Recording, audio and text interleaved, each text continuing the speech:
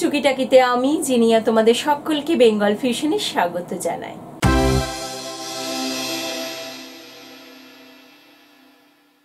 ছোট্ট সমস্যা ছোট্ট সমাধান।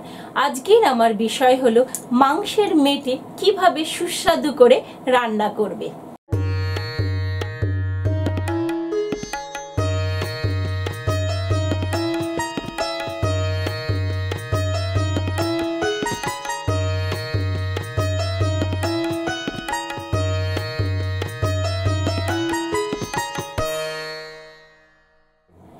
পুজো মানেই তো বিভিন্ন রকম খাওয়া দাওয়া, এক এক দিন এক এক রকম রান্না।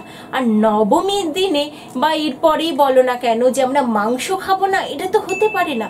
আর মাংসের সঙ্গে সঙ্গে কিন্তু মেটেটাও খেতে আমরা ভীষণ পছন্দ করি। অনেকে তো আবার মেটেকে আলাদা করেই তরকারি করে, বলতে পারো লিভার কারি করে, এবং সেটা খেতে সত্যি দুর্দান্ত হয়। রাত্রিবেলায় কিন্তু জমে যায়, কিন্তু অনেক সময় দেখা যায় মেটেটা রান্না করার পর বেশ শক্ত হয়ে গেছে।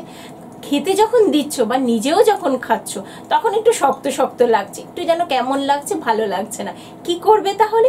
খুব ছোট্ট একটা সমাধানের রাস্তা আছে। মেটে যখন রান্না করবে, লিভার কারিটা যখন করবে, তার বেশ কিছুক্ষণ আগে মেটেটাকে দুধের মধ্যে ভিজিয়ে রেখে দেবে।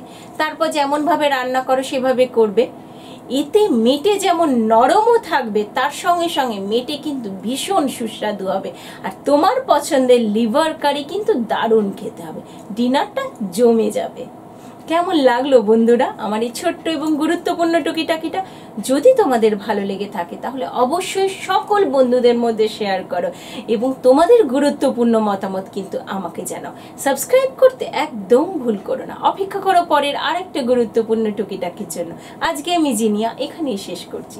নমস্কার।